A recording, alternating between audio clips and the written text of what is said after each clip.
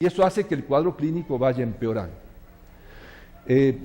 Hay muchísimas cosas más que hubiesen leído en Harrison y que me hubiese gustado que me las digan, pero lo dejo de este tamaño porque tengo la esperanza que pasado el examen de farmacología lean esas 4 paginitas de Harrison y podamos ahondar en esta enfermedad, la esclerosis lateral amiotrófica.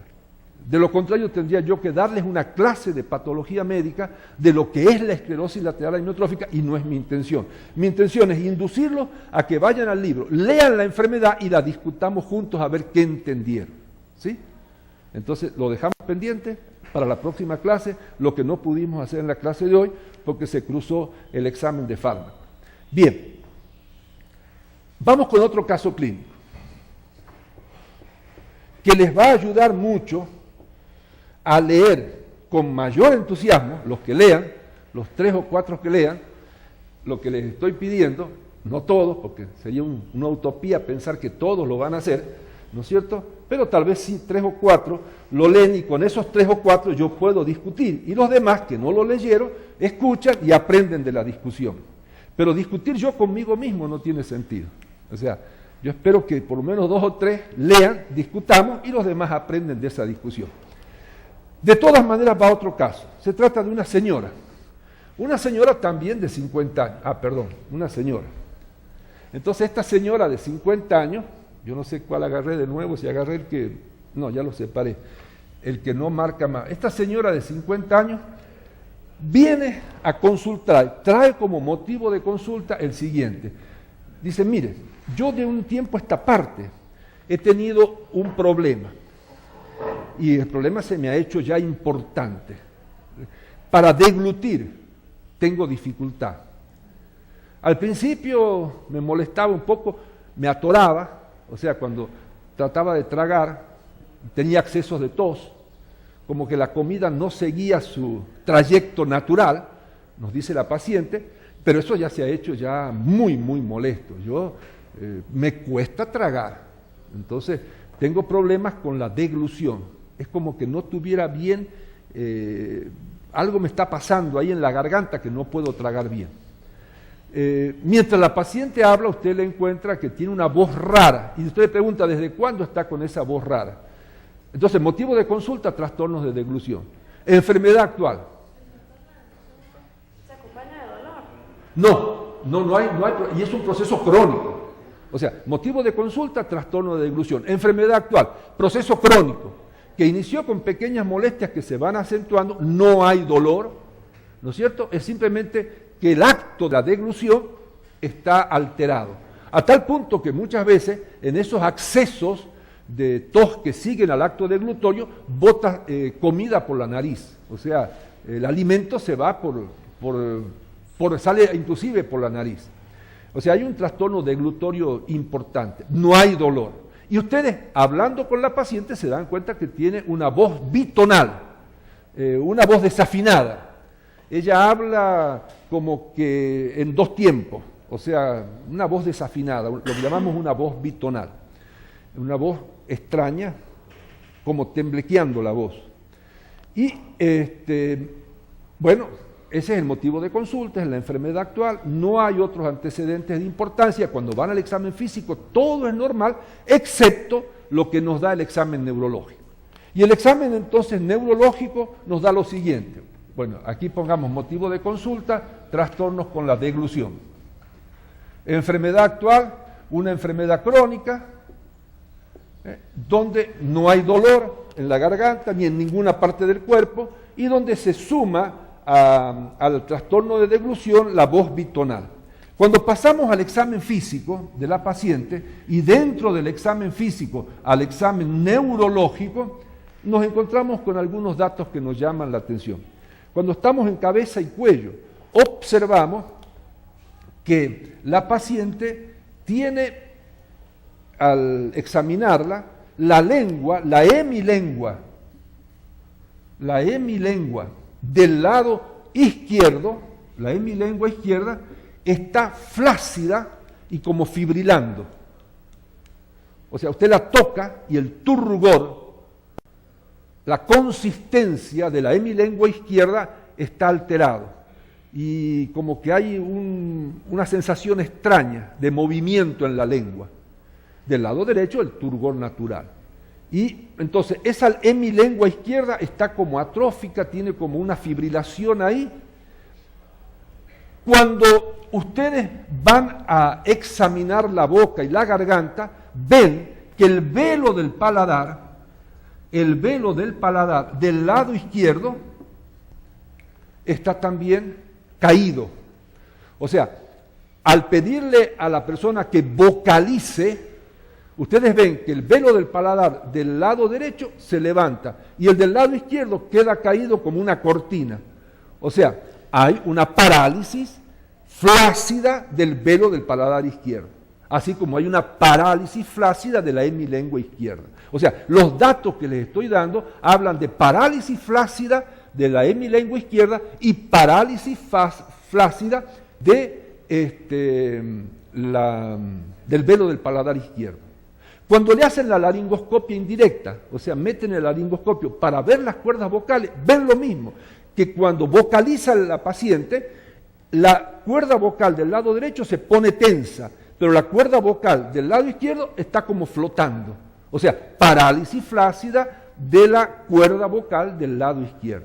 ¿Está claro? Entonces el paciente tiene evidencias de que hay parálisis flácida del lado izquierdo en estos sectores, en la hemilengua, en el velo del paladar y en la cuerda vocal del lado izquierdo. Ahí hay unos muchachos, ¿será que vienen a clase? Si vienen a clase, que pasen, no importa que lleguen tarde. El asunto es que aprendan. ¿No? Ah, bueno. Ok. Eso me llama la atención y lo registro en la historia clínica. Pero me llama la atención otra cosa más.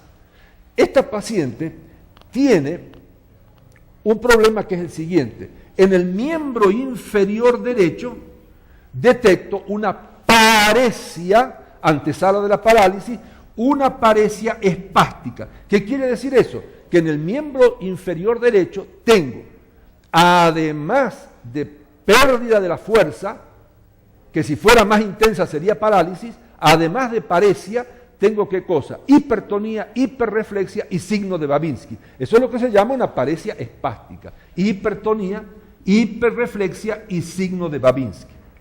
Bueno, ese es el paciente que tengo en las manos. Entonces, pintado el paciente, tenemos que hacer el trabajo que nos toca a nosotros, ahora en conjunto. Yo hice mi parte, ahora juntos hacemos la parte que sigue. La parte que sigue es decir, bueno, este paciente debe tener algún trastorno en alguna parte de su sistema nervioso, porque tiene manifestaciones de parálisis flácida, por un lado, y de parálisis espástica, por otro lado, o de paresia espástica, ¿no es cierto? Ese paciente debe tener un trastorno en alguna parte. Tengo los síntomas y signos. Voy a cambiar, a ver si puedo borrar mejor. Tengo síntomas y signos, y esos síntomas se verá con este lápiz azul. ¿Lo ven bien ustedes? Bueno, estos síntomas y signos entonces me llevan a plantearme hipótesis diagnósticas anátomo-funcionales. Me llevan a decir, bueno, con los síntomas y signos de esta paciente, yo debo pensar que está dañado el sistema nervioso en tal parte. Y esa parte involucra tales y tales neuronas, y si eso es cierto, con esa hipótesis voy a explicar toda la clínica de la paciente. El mismo trabajo que hicimos con el niño y con el señor. Entonces, de nuevo, en mi cabeza, sin dibujar, ahora dibujando para que nos entendamos en conjunto, yo me hago un croquis del sistema nervioso, con sus pisos en el tronco, aquí a nivel de la médula, la sustancia gris, el epéndimo del engrosamiento cervical, aquí lo mismo, pero del engrosamiento lumbar, porque me interesa rescatar estas motoneuronas que van al miembro superior, estas motoneuronas periféricas que van al miembro inferior. Pero tengo que agregar aquí otras motoneuronas. ¿Cuáles? Aquellas que saliendo del tronco cerebral van a inervar los músculos de este sector izquierdo que está afectado. ¿No es cierto? No voy a preguntarles porque supongo que lo saben. Estas motoneuronas, cuando van a la lengua, estas motoneuronas que van a la lengua configuran un núcleo, o sea, un conjunto de motoneuronas que se puede ver como núcleo, o sea, como conjunto de motoneuronas, de cuerpos celulares de motoneuronas que van a la lengua. ¿Cómo se llama ese núcleo? O sea, las motoneuronas, los cuerpos de las motoneuronas que van a la lengua del lado izquierdo, son un núcleo. Así como el núcleo facial tiene que ver con la motilidad de los músculos de la cara, estas motoneuronas que están aquí, en el bulbo, en la parte inferior del bulbo, los cuerpos forman un núcleo. ¿Cómo se llama ese núcleo? O sea, ¿cómo? O del sujarilla o el hipogloso. El hipogloso, el duodécimo par, ¿no es cierto? El duodécimo par o hipogloso, ¿no es cierto? El duodécimo par o hipogloso. Ahora, las motoneuronas que están cerquitas acá, que van a otros músculos, a los músculos de las cuerdas vocales. ¿Quién inerva las cuerdas vocales? El nervio recurrente. El laringio, sí. Pero ese viene ¿de dónde? Del vago. Décimo par. ¿Dónde nace el vago? ¿Dónde están los cuerpos neuronales cuyos axones llegan a las cuerdas vocales? Es un núcleo que está en el tronco cerebral, en la parte alta del tronco cerebral, en la parte baja del tronco cerebral, en el bulbo. ¿Y cómo se llama ese núcleo? El núcleo ambiguo. El núcleo ambiguo. Así como este es el núcleo del hipogloso, el núcleo ambiguo tiene las neuronas motoras que van a incorporarse al vago y al glosofaringio. El vago es el décimo par, el glosofaringio es el noveno. ¿Les he recordado un poquito la cosa o no? Entonces, a nivel del tronco cerebral hay núcleos motores. Por ejemplo, a nivel de los pedúnculos están los núcleos motores, pongo aquí el tercero. ¿El tercero dónde va? Va a inervar los músculos de la musculatura externa del ojo. Aquí, a nivel de la protuberancia, pongo otro núcleo grandote que va a inervar ¿qué músculo? Los músculos de la cara. Este sería el núcleo del tercer par, este sería el núcleo del séptimo par, el núcleo ambiguo, donde están las motoneuronas que se incorporan al glosofaringio y al vago, y más abajo estoy dibujando otro núcleo que sería el núcleo del hipogloso, cuyos axones terminan en la hemilengua, por supuesto, en el caso de este dibujo, del lado izquierdo. Entonces, ¿esta paciente tiene trastornos en los músculos oculares externos? No. ¿Tiene trastornos en los músculos faciales? No. Todos los trastornos de esta mujer están localizados en núcleos motores, núcleo ambiguo y núcleo del duodécimo par, que están ubicados a nivel del bulbo.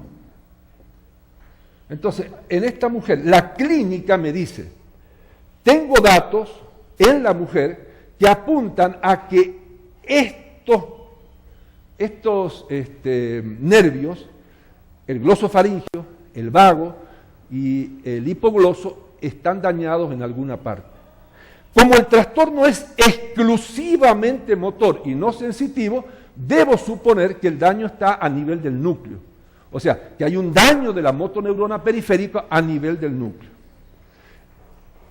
Entonces, aquí hay problemas en el núcleo ambiguo y en el núcleo del hipogloso. Trastornos motores sin trastornos sensitivos. Pero decíamos, cuando presentábamos la paciente, que además de tener esta sintomatología de trastornos de la deglución, de trastornos en la voz, además de haber nosotros encontrado las evidencias que explican ese trastorno, como el velo del paladar caído, como la cuerda vocal floja y como la hemilengua izquierda flácida, bueno, todo eso apunta entonces a daño de estos núcleos, el ambiguo y el hipogloso. Núcleos que están a nivel del bulbo. ¿Cuál bulbo? El hemibulbo izquierdo. Pero decíamos, además de esos datos, la paciente, ¿qué le encontramos nosotros? Algo que nos llamó la atención, una paresia acá en el miembro inferior derecho, ¿no es cierto? Y una paresia, que no lo dije, pero lo pongo ahora, en el miembro superior derecho.